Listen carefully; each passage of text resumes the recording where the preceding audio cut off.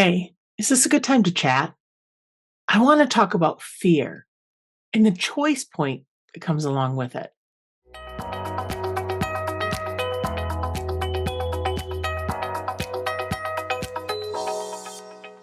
Now, we all know fear, Ah! cap lock, and then we also know fear Hmm. in lowercase.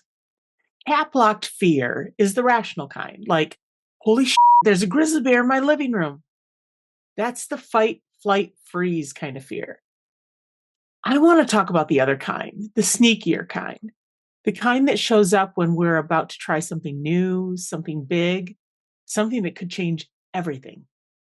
Well, that fear can be a slower boil than its cap locked cousin. It's just as debilitating, almost more so because it doesn't show up in a bear costume growling. Instead, it quietly ties almost invisible strings to our arms and legs and then operates us like a helpless puppet. This variety of fear, well, it comes when we debate whether or not to hit send on that email, or raise our hand in a meeting, or share an idea or a dream. It's the fear of putting ourselves out there in any way and risking rejection, risking failure. It's that deeply uncomfortable feeling of trying really hard at something in front of people. With this kind of fear, we can feel powerless, like we have no choices. But the truth is that anytime we feel that lowercase fear, we're really standing at a choice point. Do we push through it or do we retreat? Listen, I get it. Sometimes retreating makes sense. Like if your gut is screaming, danger, run away, because that living room bear is walking toward you now, salivating. Yeah, you might want to listen to that. But a lot of the time, fear isn't actually trying to protect us from death. It's trying to protect us from discomfort, from looking foolish, and from failing. From that awkward moment when you say, you too, when the barista says, enjoy your coffee. And that's where it gets tricky because fear and excitement, they feel almost exactly the same. Think about it: racing heart, sweaty palms, butterflies. The same physiological response happens when we're scared as when we're thrilled. Your body doesn't even know the difference.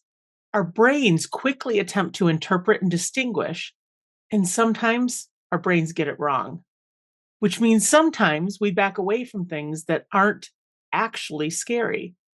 They're just big, like that job opportunity we don't feel ready for, or the creative project that we've been too nervous to start, or that challenging conversation we know we need to have, but we keep procrastinating. What if instead of saying, I'm scared, we started saying, I'm excited? Seriously, try it next time. It sounds hokey, but it's oddly effective. Because here's the truth: the best things in life are on the other side of fear. Now, let's get real for a second. Pushing through fear isn't always glamorous, and it doesn't always mean we're going to succeed. Sometimes we push through and we're going to land flat on our faces. It happens. But you know what? We'll survive it. We have survived 100% of the other cringy situations in our past, and this will be no different. Plus, every time we survive yet another stumble, we teach ourselves that fear is not the enemy. Hiding from fear and avoiding growth is. Thanks for talking this through with me. The next time I hit that choice point of pushing through or retreating, I'm going to ask myself, is this fear protecting me or just keeping me comfortable? If I push through, what's the best possible outcome? If I retreat, will I regret it? Fear can be a roadblock or it can be a doorway, and I'm the one who gets to decide.